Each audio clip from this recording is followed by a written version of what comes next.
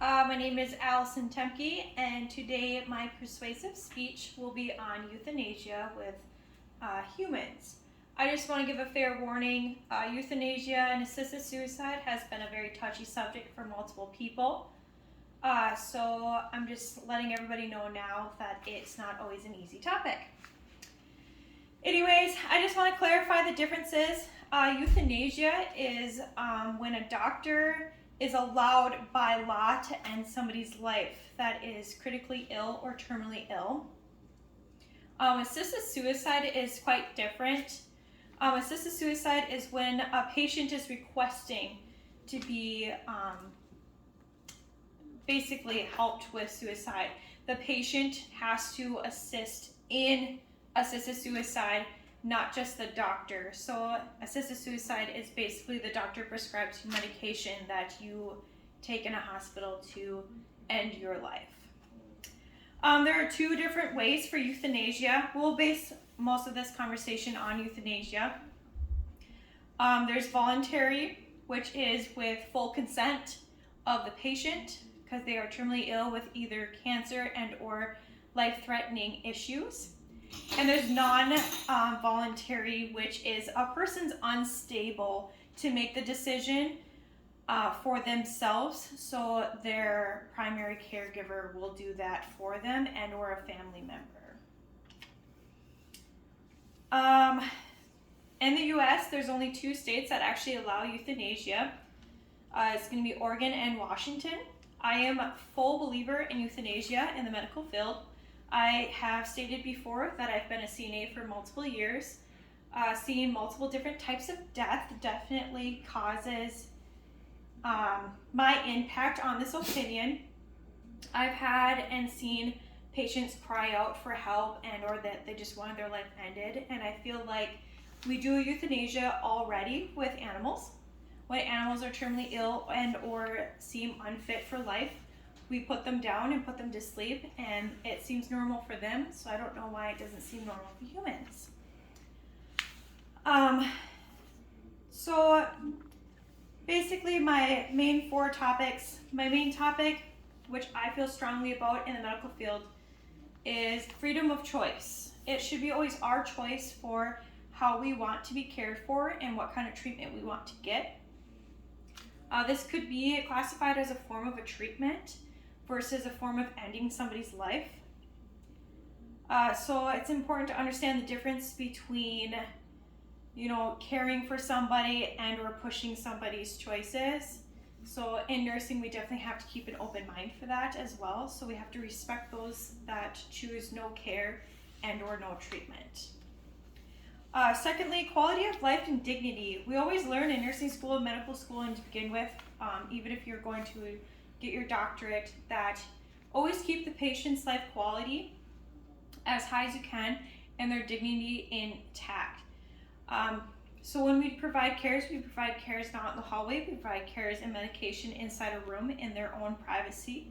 We will pull a curtain, and definitely while providing cares, we will cover those skin areas that are open so that they're not exposed to everybody. So dignity can be a huge thing during death. A lot of people don't want people to know that they are ill, so they'll opt out in hospital. This is another way that they can keep dignity with themselves and or with their family. Another thing is not all deaths are quick and easy.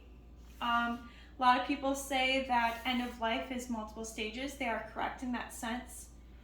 Sometimes these stages can last 2 days. Otherwise, sometimes when people don't get treatment for a brain tumor, they themselves see the decline day after day, month after month, and they can survive up to 6 months or even up to a year. So it's important to make sure that they have that understanding that just because you choose not to end care or treatment for your tumor does not mean that you are going to pass away in the next 2 or 3 days, that you may have another year, but you're going to slowly lose the ability to walk, talk, eat, and then daily life activities that we would do normally and not second think. I think that's huge, especially in a rehab unit that I work at in a hospital. It's hard to see people that decide to choose not to do treatment anymore in the middle of their treatment, and they're still in the hospital a year later, now finally passing away. But you saw them slowly decline, their depression increased, anxiety increased. It's important to understand where they're coming from as well. And I feel like euthanasia can help that aspect if they are willing and ready to go. A lot of times when somebody quits treatment in the middle of it, they are ready and they know the understanding of their treatment as well. Lastly, for the loved ones, a lot of people have a hard time seeing people ill, especially someone you love.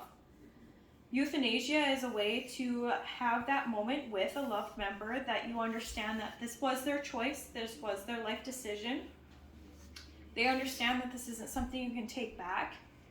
But for loved ones, it's kind of a way to go through those grieving stages with your loved one before they pass.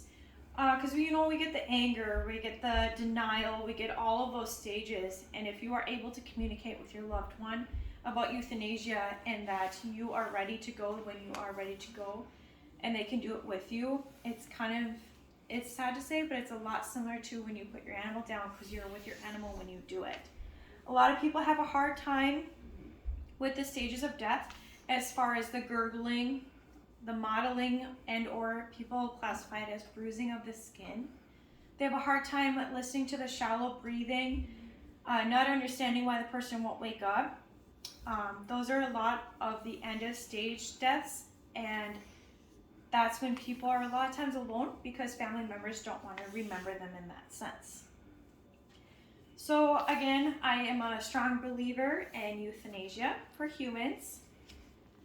It's only legal in 2 states. I know in the oath of doctors, we are told to be doing everything that we can to provide the best care for our patients. But I think that needs to be readdressed, as that was done in like 1800s, where now I think it's more for the dignity and the care for the patient. As science has grown, we have done so much that we can do for cancer, but this is a nice way to help that person and the family come to equal understanding of death and readiness as well. So again, thanks for contacting me. If you have any questions, let me know. And that's euthanasia.